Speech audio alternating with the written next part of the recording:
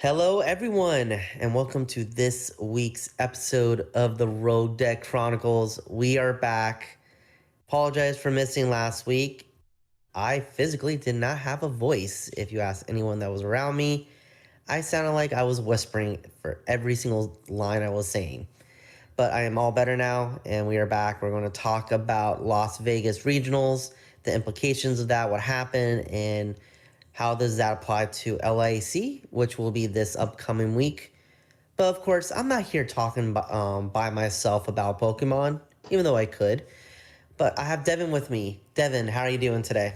I'm doing really well. I didn't watch the regional just because in my head I knew there was an IC happening this upcoming week, so I was already preparing Phantasmal Flames archetypes, and I did a lot of touching of the new cards. So I'm excited to talk about some future kind of implications, but obviously Las Vegas is important, and us talking about how Las Vegas will impact LAIC, which then will impact Phantasmal Flames. I'm important to kind of look at that ripple effect as we talk about everything today.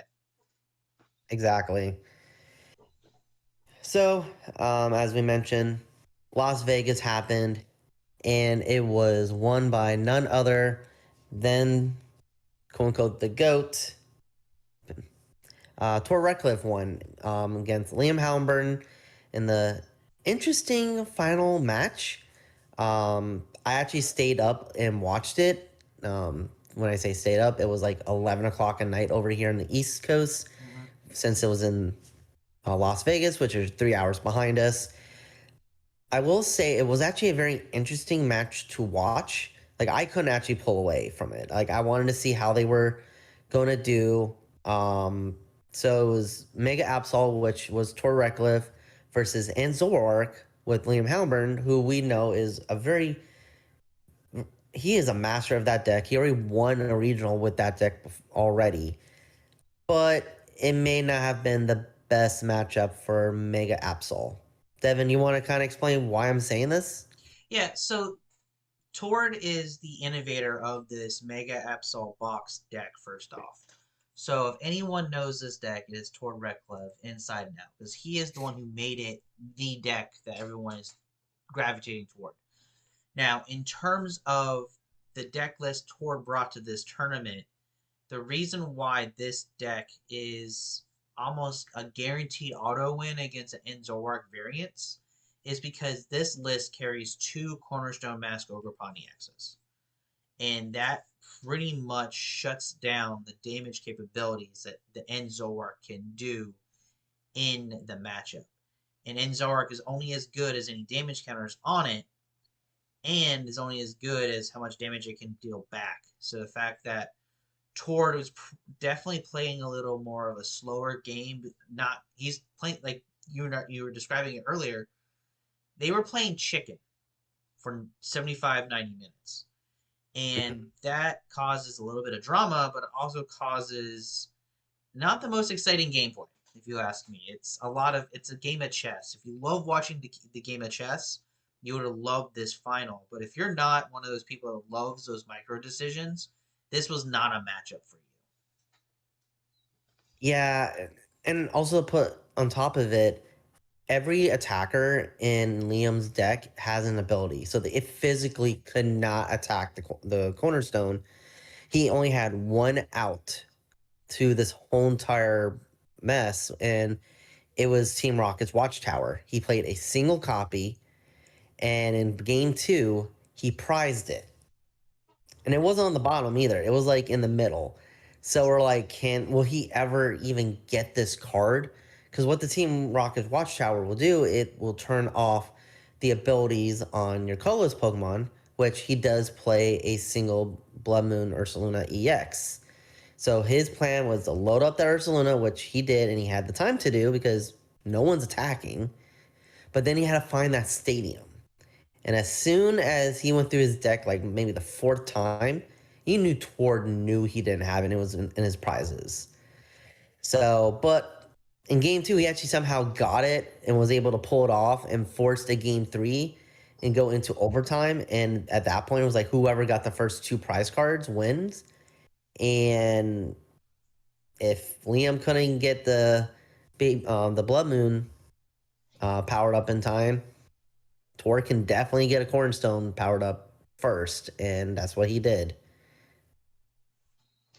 So this is another win for Tord Redcliffe on the regional level.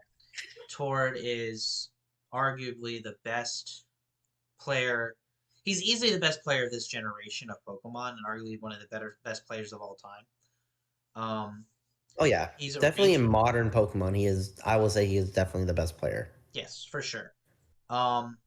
Him piloting and creating this Mega Absol Box archetype just showcases his level of knowledge and level of the meta.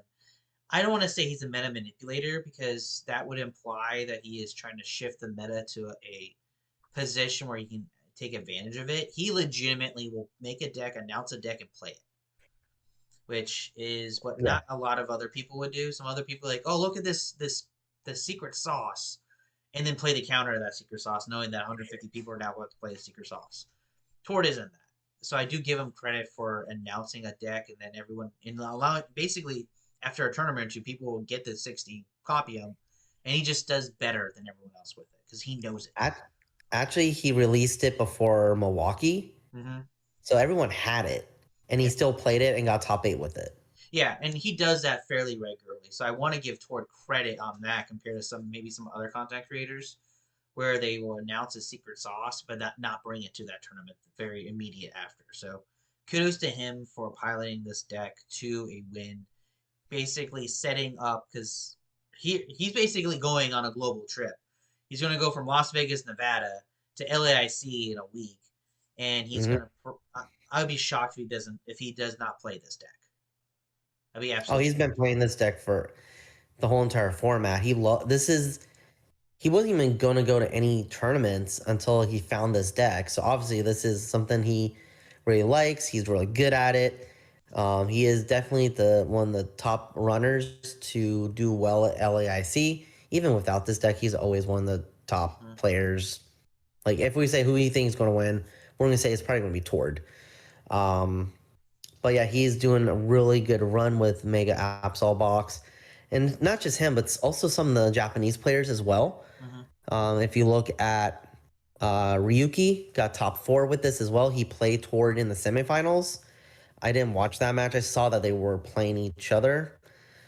And then Christopher Butler played it, and Fernando Cifuentes. So it was a deck that was, I wouldn't say predominantly in the top cut, which was the top 16 for this tournament, but like being 1/4 of the top cut means something. Yeah, no, absolutely. It was the 5th most popular deck in terms of the entire tournament. It produced the 3rd most amount of points with the win. No, 4th most amount of points. And give the kind of comparison, right? Go had 106 decks enter day 2. That Go got 247 points for the day 2. Mega Absol Box only had 34 players enter day 2 with it and got 179 points. So it's a deck that higher level players are playing, that it has a better point per conversion than most of the other archetypes. And it is for sure a top contender for LAIC. And honestly, going into the Phantasmal Flames format, I don't see anything coming out of Phantasmal Flames that really threatens this deck. Honestly, Gengar helps this deck.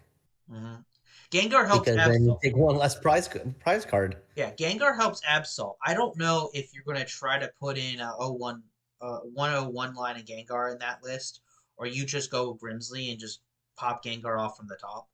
It's going to be one of those. I'll be interested to see how it makes this pivot.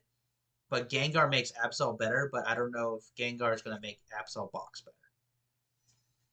Yeah, because the Gengar card itself is good, because then it turns Yveltal into a no prizer, Absol into a 2 prizer, your Fez into a single prizer. So it does have synergy, but you're right, does it have the space for this? It's already a very interesting particular deck, and the cards in there are in there for a certain reason. Can you cut out 4 cards? And that's being that's on the very low side. To add in Gengar, probably not, but we can probably I can see a Gengar Absol deck coming out from this, just Yes. because Absol's so busted. Yeah, no, like I said, I think it makes Absol better, but I don't know if it makes Absol Box better. I think we're going to see a completely different archetype for Mega Absol Gengar than being shoved into a Mega Absol box for sure. And then Yeah. keeping in mind, we're saying all this, LAIC is going to be Mega Evolution format. It is not going to be a Phantasmal Flame format. So this deck still gets one more very big tournament to shine and really put its impression onto the meta going into that Phantasmal Flame format. Yeah, absolutely. We'll see how we can end off the Mega Evolution block before we get into Phantasmal Flame. This will be the last tournament before Phantasmal Flame is legal. And I wish we can talk about the Buenos Aires Special Championships, because Las Vegas wasn't the only regional. There was a Special Championships down in Latin America, but unfortunately, I didn't watch the stream for it. I don't see any results for it. That would have actually been a very good practice time for those players going to LAIC, at least the local LATAM players. So I'm glad that they had that opportunity at the very least.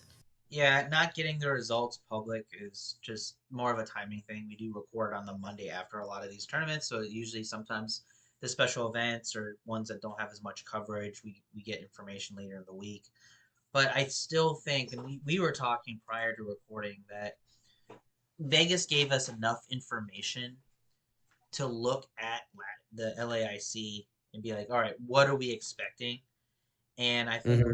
to me, the number one takeaway to this LAIC expectation is going to be a diverse top table meta share. But saying that, no unusual suspects are in that a diverse answer. It's the same six decks that we've been seeing for the last 2 months. I would even push that to maybe the same 10 decks. There's so many, like you said, there's such a diversity in what the top players are playing. Yeah, there are a couple decks that there's a little niche to it. So like we know all the players play Mega Absol. We know the players are going to play Gardevoir. We know the players are going to play Goldango. But there are like about, I'll say up to 10 decks that if you're going to LAIC, you need to be prepared to go against. It's not like something super narrow where like I should have to worry about Charizard or this. Like you have to be ready for anything, in my opinion. Yeah, so to put that into a little bit of perspective, as Dean's kind of putting it, so day one, LA or Las Vegas data is the number one deck was Go, as we talked about earlier. The number two most popular deck was Dragapult. Number three was Straight Guardy. Number four is Charizard. Number five is Cerulean Edge. And number six is Jellicent Guardy. And then in day two, you saw the prevalence of Mega Absol Box making its appearance by having a better conversion rate compared to some of the other decks. Mm-hmm. Where the top six decks made 60% of the meta share on day two, compared to the top six decks made only 55% of the meta share in day one. So there is definitely a separation of quality on the top. 10, I would say, is pushing it because with the top 10, you generally are implying that Raging Bolt is still a top 10 deck. I don't think it is. I think it has fallen off in the last set or two. I think you're saying Joltik Box is a top 10 deck. I think it's fallen off since Worlds. And Terra Box is a top 10 deck. I think that's fallen off. So to I me, will argue against that. It did very well in the European regionals just a couple weeks ago. Terrabox, it's making its comeback for sure. Also, Flareon, the Eevee box, mhm. I think that's doing very well. Granted, I think it has a very strong pilot in the European region. We didn't really see a lot of that in the North American side. Obviously, Emma Hagen is doing phenomenal this season, being the #1 player in the EU region. But I would still plan to go against a deck like that. But I think Range Bolt, the numbers from Las Vegas is, I find out it was interesting that 16 players made day two with it when we haven't heard about this deck in so long. Yeah, and that's where I say saying a top 10 Raging Bolt gets put into that conversation. I don't think Raging Bolt's really a top 10 deck. I would say Flareon is a more of a is a top 10 deck, but it isn't statistically. I would definitely give you Flareon. I'm just not as high on Joltik Box or Terra Box as you and some other players are. Um, but Well, I think Jolted Box is not good right now. I'm surprised that it did this well in Vegas. Box, I think, is very high. I think it has the versatility that you need in this type of meta. It has an answer to everything.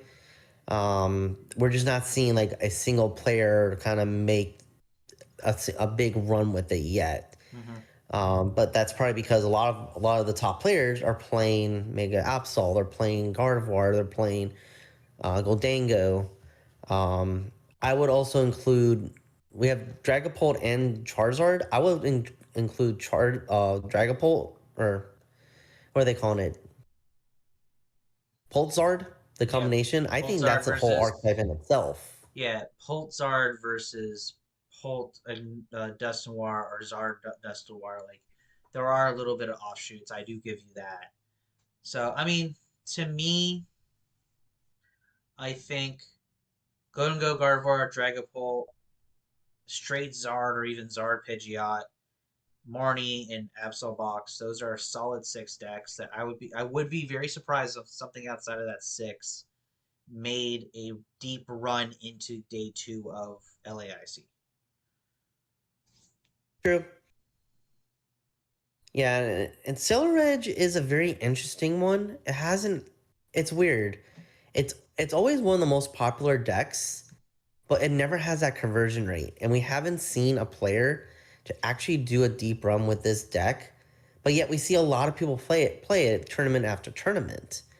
Do you think it's just a very straightforward deck for like a regional level where we get a lot of like maybe first time attenders, and this is something that they can play with under this pressure, or what is the appeal with Stellar Edge in your opinion? Oh, it's a linear deck that it's very easy to do. The whole strategy is dump energy into your discard pile. I think a player going to their first handful of tournaments can pick up Ledge and do well, and with the new day two qualification format, can get into day two. I think Ledge just falls just a little short in its Guardy matchup, in um its Dragapult matchup to really make waves. Where the best Ledge finish was only 44th. So it's one of those situations where I do think it's super linear, super easy to play, but it just is lacking that next step to really pushing those top six matchups. Yeah, so again, yeah, there's maybe just a handful of decks that these players are going to play, especially at a tournament of this caliber for LAIC. Mm-hmm. Um, so with that, as we make our way to Latin America, obviously our Las Vegas was stacked. There was a bunch of good players from all over the world. We had the Australian players there, so Natalie Miller, Brent Tomlinson, Tim Franklin. We had obviously Tor Redcliffe was there, Ryuki Okada was there representing Japan. Marco and Fernando Cifuentes were there because they were both on stream. So we had a almost like IC caliber regional. Mm-hmm. Now we're going into the IC. So with that, are we expecting anything interesting, any special text that players are going to pull out just because of how important and how many more points and rewards you get at an IC? I think with the run that Enzork has had over the last several regionals, both in the North American and European circuits, I would not be surprised if we see more Cornerstone masks or ways to block and Zoroark from attacking. I think if you're talking about spicy techs, I think more Cornerstone mask Orgopons are going to be showing up, or ways to really just limit the Zoroark. So I Hmm. think that's a deck that people usually weren't considering when it comes to deck build and tech building. But I think now, over the last 2.5, 3 weeks of tournaments, you have to now. Yeah, and that was something that was mentioned on the stream when I was watching it, was that the amount of Absol players that are pulling Cornerstone out was a good meta call for a player like Liam playing a deck that want to see Cornerstone, and he made it all the way through. Obviously, like I think he went undefeated. He was like 1204 or something like that, but not expecting to see Cornerstone. And lo and behold, his finals was a player with 2 cornerstones. Mm-hmm. Basically, what he needed to shut him down. Yeah. So I think going forward, we may see, like you said, more cornerstones, or even just a counter to cornerstones. So if we know we're going to see the cornerstone, well, okay, we're going to play Pokemon that don't have abilities, or Pokemon with a shred attack, so they can beat this wall. Yeah, and I don't think Zoroark deck has that yet. It will soon. It very well soon. We just got some cards released in what's going to be our January set. But Zoroark's going to have to try to find a way to counter that strategy. And one of Rocket's Watchtower, I don't think is the final solution.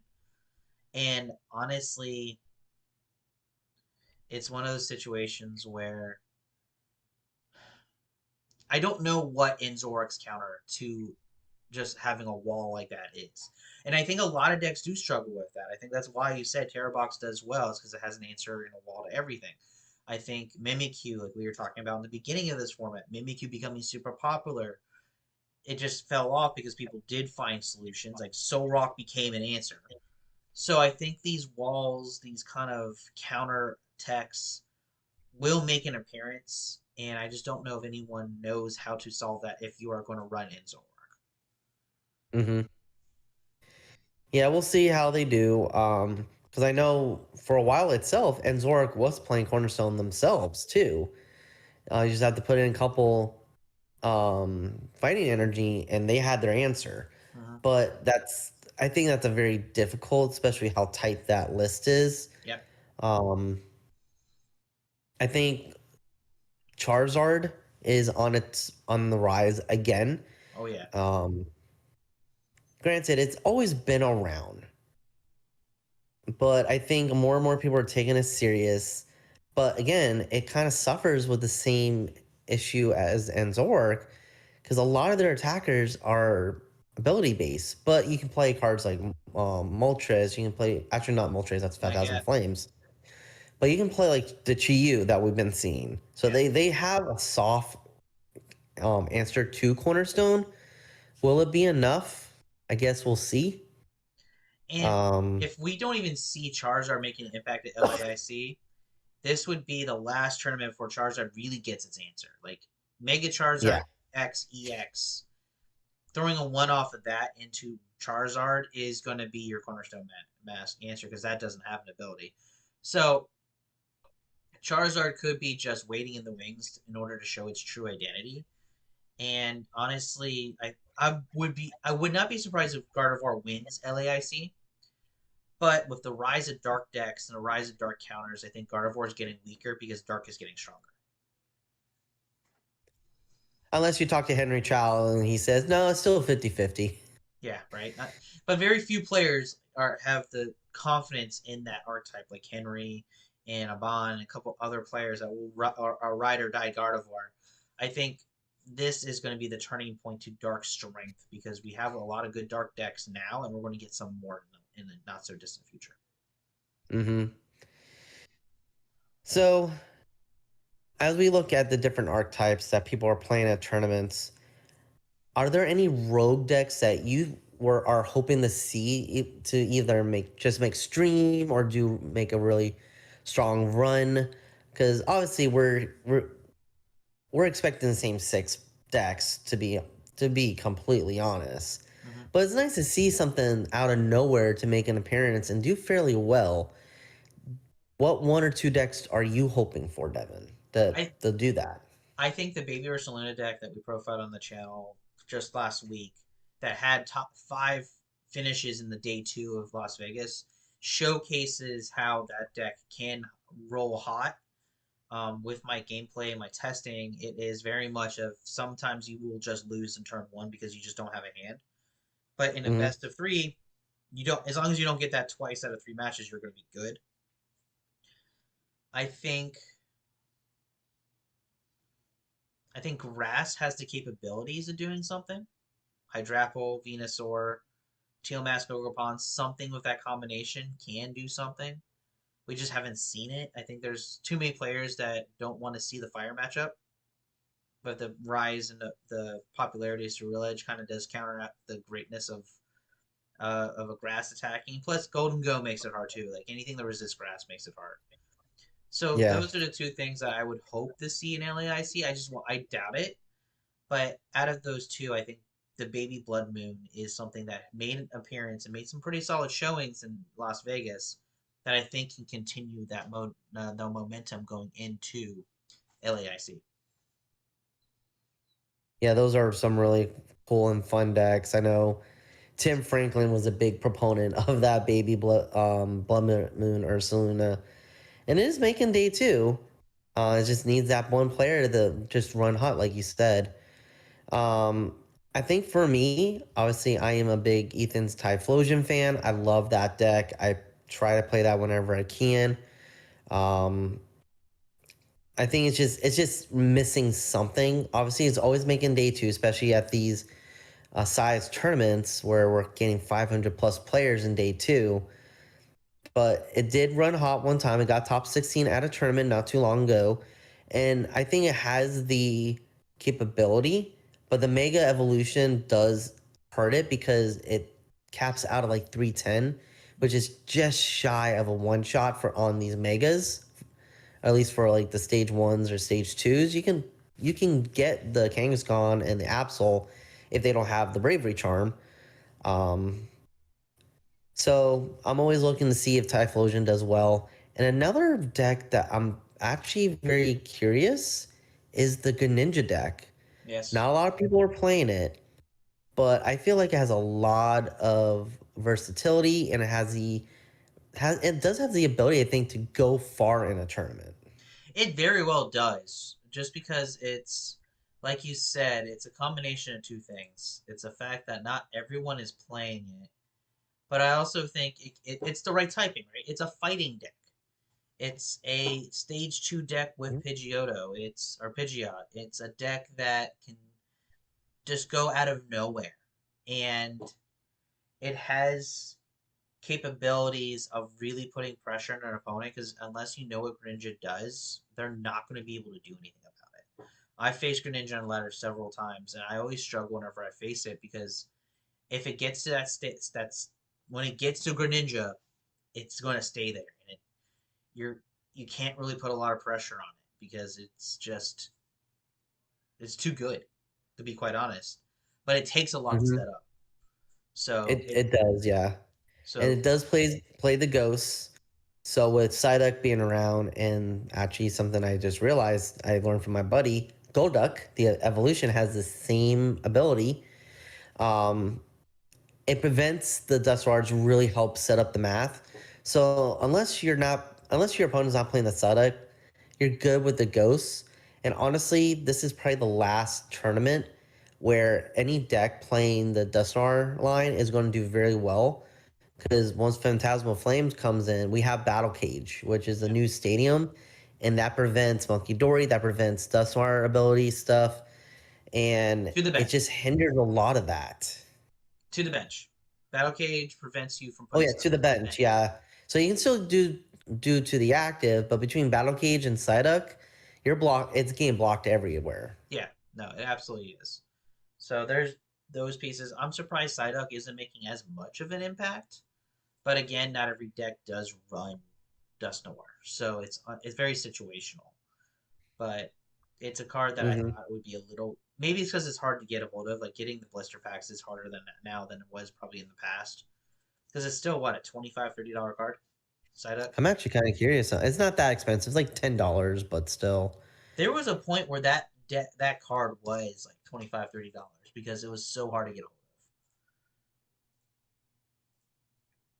hold Let's see if of. It's my yeah, it's a iPad will ten let me dollar it's a look. $10 card right now that you can get in a $10 blister pack. Yeah, So but the Golduck also does the same thing because I was talking to my buddy who was at Las Vegas and he showed us his list. And I'm like, hey, what does the Golduck do? He was like, oh, it's the same thing, just an evolution. It circumvents Klefki because yeah, Klefki can turn it off. So I'm like, oh, that's smart. So playing game on 1-1 of it is probably smart, especially if you are expecting to see a lot of Klefki. Because I can see Gardevoir playing it. I was looking at a Greninja deck and they play it. So it is a way to counteract Psyducks, which maybe that's why we're not seeing a lot of them as well. yeah, the Golducks are typically in Pidgeot control. They do the Ah, evolution in Pidgeot control. So you see the Psyduck in most decks, but in Pidgeot control they'll bump it up to a Golduck. And you can get both these cards in the same blister, by the way. They are paired together. oh, did not know that because I've never seen the blister. Yeah, they're both the promos. The only way you get it is a promo in America, the non-Japanese sets. So, but with kind of talking about the gameplay of the regional, there was another small sub story that we do want to bring up and talk about the long-term effectiveness of this, which is the virtual game slips that was introduced during this regional, and it's something that Pokemon has been telling us they want to explore and they wanted to kind of test and kind of figure out how to make it better over time. And the long story of the Vegas regional experience with this virtual game slips, it was not as successful as maybe the organizers and the players wanted it to be.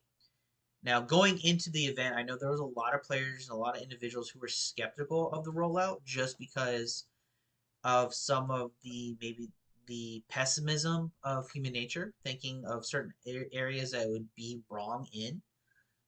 But I think the more pragmatic approach to this definitely showed its ugly head on this, where it was just not working. And it was mostly because of venue restrictions and venue and just issues with expecting over 3,000 players to access the Wi-Fi or the data in a centralized location, causing issues and causing lack of connectivity. Yeah, so I think they were just being hopeful, which obviously you have to start somewhere when you want to create a decision like this. I did hear that they try this out. They tried it out in smaller sacks. So like when professors come together, we have these things called professor cups that we play in our own little tournaments. They started with doing in there, so it's a little more control atmosphere. And I'm sure they were going bigger and bigger until they got to a point where like, okay, this is ready for a regional testing. And obviously it wasn't successful, like you said, but I'm sure they got a lot of learning data, a lot of tips, a lot of things that they can change. So the next time that they roll it out, it'll be a little bit more successful because we do know this can work. Mm-hmm. Japan and China and Korea, that's all they do. They don't have paper slips like we do. So we know it works. It's just how can we make it work in our market? I think going forward long term is that when we look at venues for regionals going forward in the 26th season and beyond, one of the questions the organizers and the bookers will have to do is ask about internet connectivity. Because if the internet is not good enough, they'll have to do an add on service, which is another cost, which will increase entry fees. And then we're dealing with when is the event too expensive component coming into play. Because Mm-hmm. right now, entry fees are $80 to $90 for basic packages. And if we have to add on for internet, there's going to be a realistic world where entry fees could be $100 a person because they have to pay for the internet to support the digital virtual slips. but that's probably a 26-27 problem than it is a 25-26 problem. Yeah. So I'm excited. I'm excited that they tried it out because it means that we're in a spot where we're at a large scale experiment phase versus small scale. Um, I think it will make the tournament experience a little better. Granted, I always enjoyed walking my paper sleeve up to the hive. Especially if you can do it multiple times. It kind of, I don't know, it made me feel good when I did that. But just logistically, if you can just do it on your phone and then like just go and hang out with your friends, because anyone that's been to a regional, it's crowded, especially near the front in the hive. And when everyone's finishing games at the same time, it's not fun. So we'll see how this improves. We'll see what other tournaments they will try this at. I'm not sure if they'll do it at LAIC, but maybe Toronto, maybe. But we'll see. Also, another thing that I forgot to actually put on the agenda, Devin. So sorry, but open deck lists for Yeah. asymmetrical top cut that was released last week. Yeah, and we were talking about that, and you and I have two very different opinions on it. To me, I think it's a policy change that is so non-impactful, it doesn't matter. Because open deck lists matter more the earlier in the tournament that you're getting the information. By the time you're hitting day 2 or even top cut of a regional, your list is not hidden anymore. You've been playing long enough. The word you've been determined just an eye.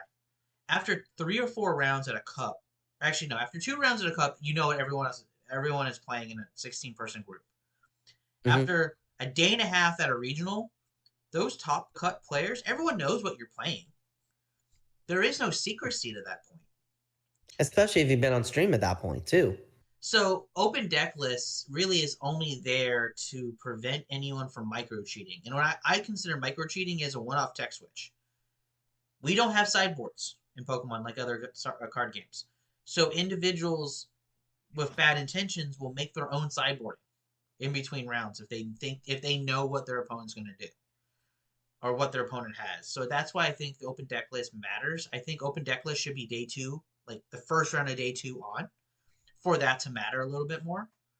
But at the top cut level, it doesn't matter. It's a policy change that looks pretty and has no effectiveness to it, in my opinion. No, I agree with you. After I was talking to some other people, honestly, once you make asymmetrical top cut, again, you said it. You said it. People know what you're playing. They may not know all the exact 60 cards you're playing unless they already played you, but they know the archetype. And honestly, that's all people really need. They just need to know, like, okay, he's playing Guard, he's playing Zard, he's playing this, or she's playing this. Like, that's all they really need to know. They don't care about the text. Because, like, a one-off tech, like, it can maybe make or break a game, but at that level, like people have so many lines of play. Even at one tech card isn't going to crumble your gameplay. Like we're talking about the best of the best of the tournament at this point.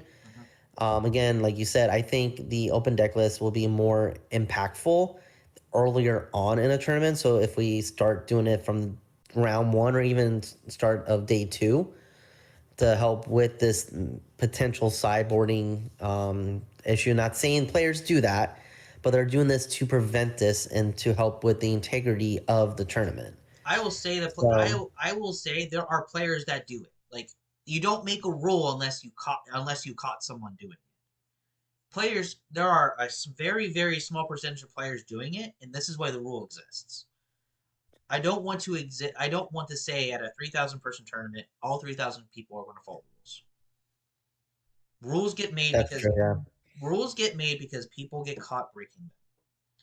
So implementing a rule needs to be done at the right point. In open deck lists, like we said, top cut is not the point where it is impactful. So maybe we're rolling it out to understand, get players used to the concept, and then slowly making it sooner and sooner and turn over next year or so. But right now, it's such an inconvenience of a rule change to really have any impact on curbing negative behavior. Mm-hmm. Yeah, and when they do it, they're not allowed to take notes. They're not allowed to write anything down. It's literally looking at the list, and you're given 2 minutes to do it. And hopefully, you can digest what they're playing, what their strategy is by just looking at the list. Yeah. So I know it's being implemented in Toronto. I believe that is what is being that was what was told, but we'll see if that's in January. So we'll wait and see if that is still what's happening. But that's something major that happened over the last couple of weeks since we recorded last. So we just want to give our 2 cents on it. We are not asymmetrical top cup players, so it's not really going to be impactful for us. It is not going to be seen at the local level either. So don't, unless this is something your league wants to do, it's not an expectation for challenges in cups from my interpretation of the ruling. So we'll see how it really deals if it actually does matter. I think it will be interesting to see the players do that on stream once we get to that point. But other than that, it's there. It's a rule. Everyone will just abide by it that needs to. So Yeah, absolutely. So we talked about Las Vegas. We talked about LAIC. But we're in, like you said, we're in this weird phase where we still have another week of Mega Evolutions. And I know a lot of us are getting tired of playing in this format. We're just excited for Phantasmal Flames. So, Devin, I think you actually have a pretty good list for our listeners and our people watching our channel for a nice, easy Phantasmal Flame that people can start playing with in next week. So, Devin, take it away. What is our rogue deck of the week? Absolutely. So during the Phantasmal Flame set review video, if you go back and watch it, you'll hear me very, very high on the concept of the new Paldean Tauros that's getting released in this set. And the reason why I am very high on it is because I think it has a beautiful a damage cap and a typing that makes it very, very easy to play. It makes it very dangerous to play. And honestly, it's silly and fun. So the Paldean Tauros from Phantasmal Flames is a 130 HP basic fighting type Pokemon that has the attack for a singular fighting energy, Raging Charge. So it is 40 times the amount of Pokemon on your side of the board that has Tauros in the name and that those Tauros have a damage counter. So you can have up to 6 Tauros in play. And the reason why we can have up to 6 Tauros in play is because the deck will run 4 of these Paldean Tauros and 4 of the Cantonian Tauros. So we'll have 8 Tauros in our deck. So we can do up to 240 just for having damage. And you're going to ask, how do we get damage on it? Well, we're going to use Risky Ruins. That stadium is going to be our stadium of choice. It puts damage counters onto a Pokemon on the bench when you play it into play. So you're going to have to find a way to get the damage onto your active Tauros. But even if, say, you're doing 40 times 5, that's still 200. That's still good pressure for a single energy. And this deck does have other damage modifiers. We talked about it being a fighting deck. So Premium Power Pro. We have Brave Bangle. We have other ways to really pushing that damage up to really just causing a lot of pressure turn 1, turn 2 in a game. Now, you're going to ask, oh, it's a single prize. You're putting damage in your Pokemon. I said, yeah, that doesn't matter. We're running Super Rod. We're running Night Stretchers. We're running the recovery cards we need to constantly just put these Paldean Tauros into play. So we have a lot of really good ways of putting pressure on. It's a very linear deck. All it is you're putting in Tauros, you're attaching an energy, and you're attacking. Your opponent doesn't really need to boss around because what are they going to pick? Your active or your bench. They're both Paldean Tauros. They're both going to be a single energy attacker. So you're really not worried about that. And being 130 HP, the psychic weakness doesn't matter as much because you're already getting one shot. So, like I said, it's a very easy, linear, beginner-friendly deck Paldean Fates, and I'm honestly having a blast playing because yes, there is a little bit of kind of playing around and kind of putting pieces together, but it's also one of those decks that on turn one you can do 240 very easily, and that's always fun. Yeah, and honestly, this is something I see a pattern with you, Devin. You love playing decks that put damage on either yourself or your opponent, and you do X amount of damage for that. You fell in love with Lycanroc. You fell in love with Skull Villain. So this is definitely right up your alley. I can see you like, yeah, I can see you having a blast playing this. My first ever deck was Trevenant Break, so way back in Phantom Forces. So I love damage counters. I love spreading the damage counters. I love playing longer term kind of damage manipulation decks. My GLC deck is psychic damage counters. So yes, it's something I just love doing. And it being simple and straightforward makes it easier as well. It's kind of fun to play when you don't have to think as hard. Sometimes. Yeah, especially like playing some like me last week. I went to a tournament. I was sick as a dog for most of the week. I gathered enough energy just to walk into the card shop, and I just played something I was familiar with. Um, Sometimes you need something like that, something straightforward where you're not really thinking a lot. Because yeah, ideally we want to go to these tournaments super healthy with and being at our 100%. But sometimes we're not going to be like that. We just want to enjoy our hobby, and you're either going to be tired, you're going to be wore down, and these straightforward beat stick archetypes are perfect for those. Mhm.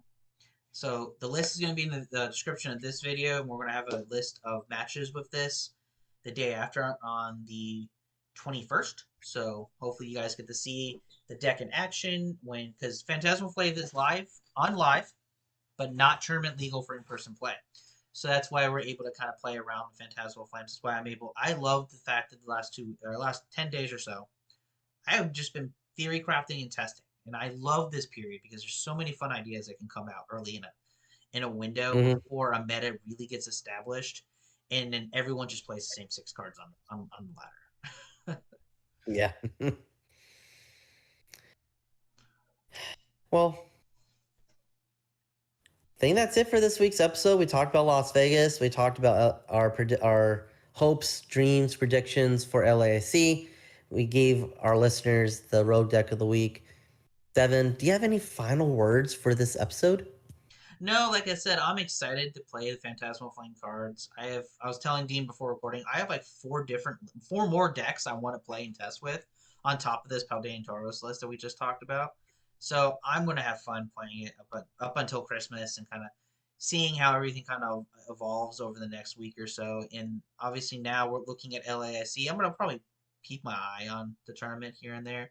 I don't know how much I'm really gonna watch it because I'm not just that type of player. Like I don't consume matches like I used to. I love kind of reacting to the results, but I'm interested to see what's going to happen at that tournament because it's IC, so things that those matter. Mm-hmm. Yeah, I'm gonna try to watch it. I'll probably have it on my TV on Friday, Saturday. I'm not sure how much. I already have some plans, so I probably won't really be near a TV or any way to watch it. But there's always Championship Sunday. We can watch that. I usually go with my friends and watch it together and just react to it. Um, but yeah, I'm excited. It's just been sick, so I haven't really put as much energy into Phantasm Flames as I like to. But I do have a couple lists that I'm tinkering with, especially thanks to my local shop. I saw them actually playtesting with each other, and I asked both those players, I'm like, hey, I think your lists are cool. Can I take a look at them and maybe showcase them on our YouTube channel? And they're like, yeah, go for it. Absolutely. We're here to help each other out. So it's one thing I love about my league. We love playing the, the different decks. So I can't wait to showcase what they're thinking and what decks they're interested in as well. But with all that being said, thank you for listening to the Road Deck Chronicles. If you made it this far, please like and subscribe. And every like and every subscription does help us. It helps us with our algorithm, get our names out there. We are a small YouTube channel. This is just a passion project of ours, but we love to share our passion with the rest of the Pokemon community. But yes, thank you for watching this week's episode of the Rogue Deck Chronicles.